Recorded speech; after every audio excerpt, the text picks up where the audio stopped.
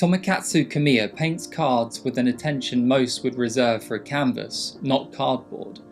There's a childlike crayon energy to Kamiya's work that I'm also attracted to when I'm looking at paintings, or that's typical of paintings I love. It's why I love Van Gogh's painting, because I can see their paintings, see every choice that's been made, every stroke or line, every imperfection, the speed to capture a moment. I don't have to work hard to imagine there was a person with a brush or pencil with a blank canvas to rub their imagination onto. I like seeing the art as a process, with a person flicking their eyes between filled space and empty space, making decisions to some visual end. There's a magic in zooming in and out of these types of pictures, where the mess of strokes when close up seems like a careless spattering of mindless paint, but take a few steps back and all of a sudden there's a focusing that occurs, as if a lens is being adjusted. With each step there's distance created, to the point where a stroke is indistinguishable from another stroke. It no longer seems like a painting we're being asked to imagine, but an image we're being shown. Drowzee 210 from Scarlet and Violet is a museum-worthy, dreamlike observation of a Pokemon chilling out on a bench, surrounded by unsuspecting humans, and what happens when those two worlds collide. Look at the structural veil of light from the lamppost, making Drowzee seem cozy and content on their bench. I love how sharp and severe it is, like a teepee made of a thin fabric to protect Drowzee as they sleep, so thin that it's transparent enough to whiten everything behind it, giving the perception of security and shelter, but the creative effect of brightening all of the card's hues in that windowed pyramid. This triangle of light adds a bright focus to the main focus of this scene and gives an opportunity to play with light as the sun sets. In typical fashion, Drowzee is, well, drowsy.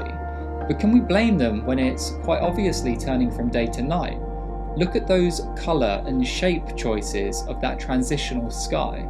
At some point, from left to right, the sky changes its mind and goes from streaky yellows and greens to undulating, flecked clouds of nighttime purples. It's such an interesting choice.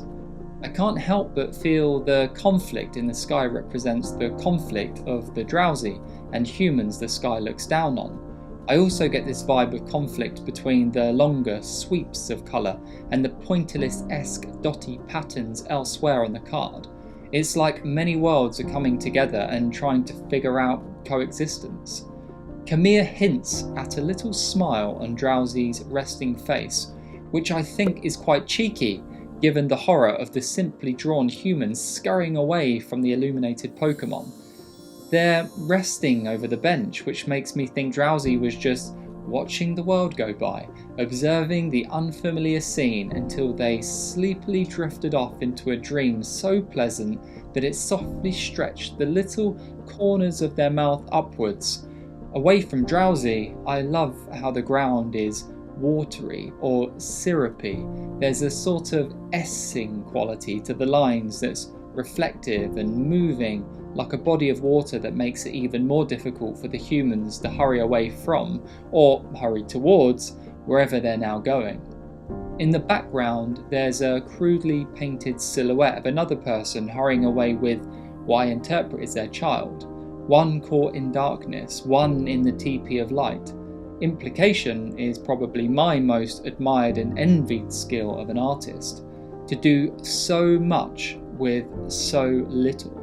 It's a couple of black lines and white splodges in sort of human shapes, but it's enough. It adds depth to the scene and shows that people are all around, scurrying in all directions, underlining what I observe as panic and disruption at the fairground.